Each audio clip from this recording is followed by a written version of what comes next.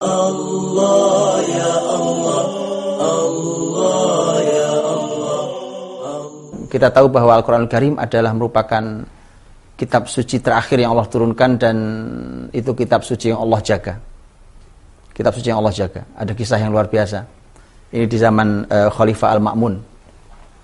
Di zaman Khalifah Al-Ma'mun, ini adalah Khalifah Abbasi.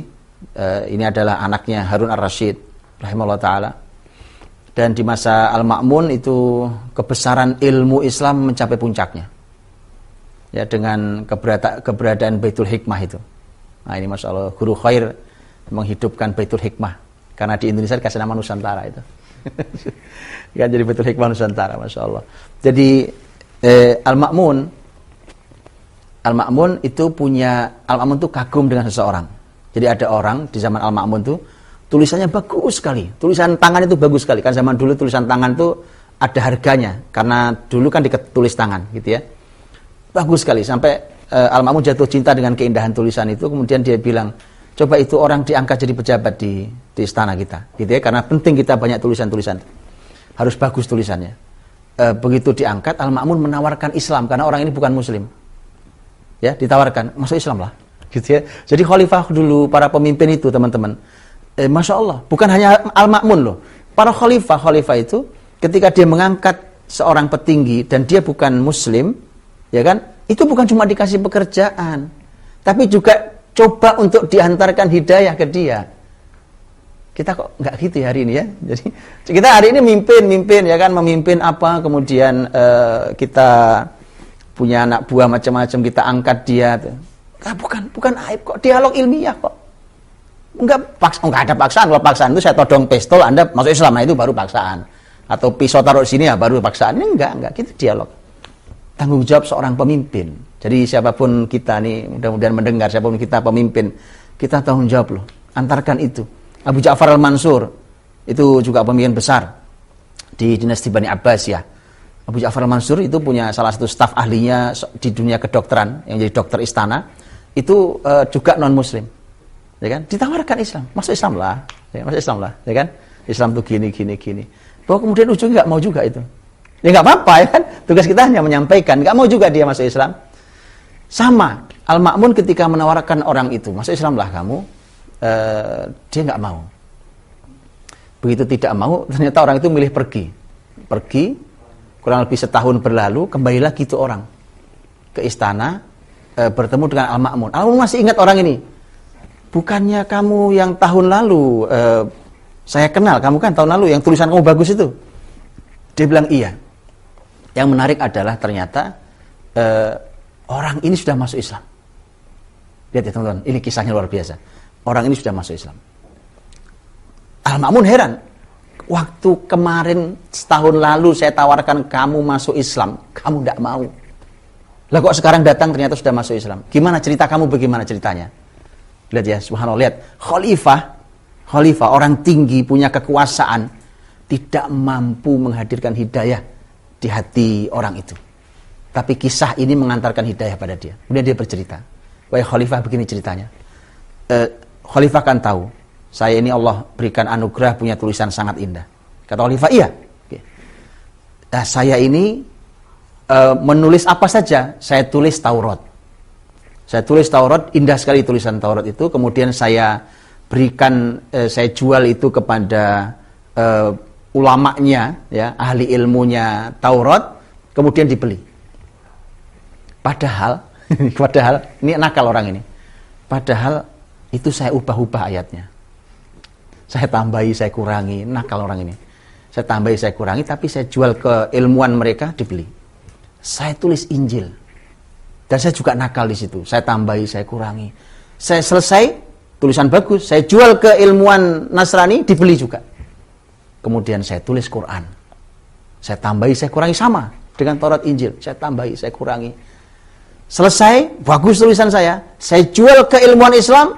Ilmuwan Islam mengatakan, ini bukan Quran yang turun pada Nabi kami. Ini saya heran, kok bisa?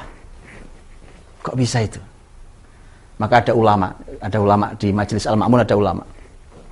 Dan nanti kisah itu dikomentari oleh ulama. Karena itu ada dalam kitab suci Al-Quran. Kenapa? Karena ketika Allah Subhanahu wa ta'ala menurunkan Taurat, Injil, bahkan Zabur terhadap kepada ahli kitab sebelum Nabi Muhammad, Allah berfirman, bimastuhfidhu min kitabillah. Allah minta agar yang menjaga kitab suci yang Allah turunkan kepada mereka itu ya mereka sendiri. Jadi mereka diminta Allah untuk menjaga kitab Allah. Tapi untuk Al-Quran, Allah berfirman, inna nahnu nazzalna dzikra wa inna lahu lahafizun. Kami yang menurunkan Al-Quran ini dan kami langsung yang menjaganya. Jadi, sering rahmati Allah, memang manusia ini kalau disuruh jaga ngerusak. Ya Allah, itu kan suruh jaga bumi dirusak, suruh jaga kitab suci dia rusak. Suruh jaga makanan, Dr. Zaidul Akbar bicara makanan nih.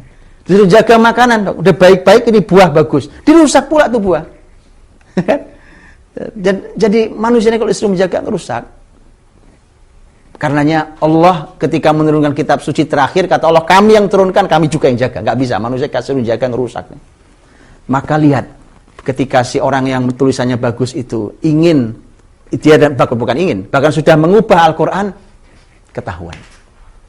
Sudah 15 abad Quran bersama kita ini, dari 15 abad bersama muslimin. Tidak ada yang bisa memasukkan, menambah atau mengurangi ayat, pasti ketahuan. Dan itulah kenapa para ulama mengatakan cara Allah menjaga kitab sucinya diantaranya dihadirkan para penghafal Al-Quran dari zaman ke zaman. Coba lihat sekarang, coba bandingkan dengan 20 tahun lalu, ya kan? Bertambah atau berkurang penghafal Quran? Bertambah. Sekarang malah bukan cuma orang dewasa, anak kecil-kecil sudah hafal Quran. Imam Ibnu Jauzi rahimahullah ta'ala dalam kitabnya Al-Hath ala Hifdzil Ilm, di muqaddimah kitab itu kitab luar biasa. Beliau dalam kitab ini, kitab judulnya Perintah untuk Menghafal Ilmu. Ya, Imam Ibnu Jauzi rahimahullah ta'ala di muqaddimah buku tipis itu beliau mengatakan, ini buku tipis tapi luar biasa. Beliau mengatakan, mengapa dulu orang Yahudi menyembah Uzair? Karena orang Yahudi mengatakan Uzairun ibnullah. Uzair itu anak Tuhan. Kenapa dulu? Kalau Al-Masih itu kan di kalangan Nasrani, ya. Tapi kalau di kalangan Yahudi namanya Uzair. Kenapa Uzair itu disembah oleh orang-orang Yahudi? Kata Imam Ibnu Jauzi di muqaddimah buku itu, dikarenakan dahulu tidak ada seorang pun, bahkan tidak rahibnya sekalipun, hafal Taurat. Ada anak kecil namanya Uzair hafal Taurat. Orang-orang heran, mereka bilang, tidak mungkin hafal kalam Tuhan kecuali pasti anak Tuhan. Nah, sejak itulah dia yang disembah jadi anak Tuhan. Maka Imam Ibnu Jauzi mengatakan gini, coba itu orang-orang itu hidup di zaman kita hari ini. Anak kecil-kecil hafal Quran. Jadi Masya Allah, hari ini banyak anak Tuhan hari ini. Masya Allah, banyak sekali anak Tuhan ini kan. Para penghafal Quran kita ini. Masya Allah, anak-anak Tuhan ini. Ya kan? Ini kalau mau disembah bingung nyembahnya ini. Banyak sekali anak Tuhan juga. Banyak anak Tuhan ini nampaknya. Ya kan? Tapi teman-teman rahmati Allah, sahabat Quran yang baik. Ternyata Nabi Muhammad itu menggunakan istilah luar biasa. Apa istilahnya? Kata Nabi, Inna lillahi ahlin fil ard. Allah itu punya keluarga. Menggunakan kata keluarga ini. Allah tidak lam yulad, itu jelas, kalau itu sudah clear. Allah tidak beranak, tidak diperanakan, itu sudah clear, jelas ya.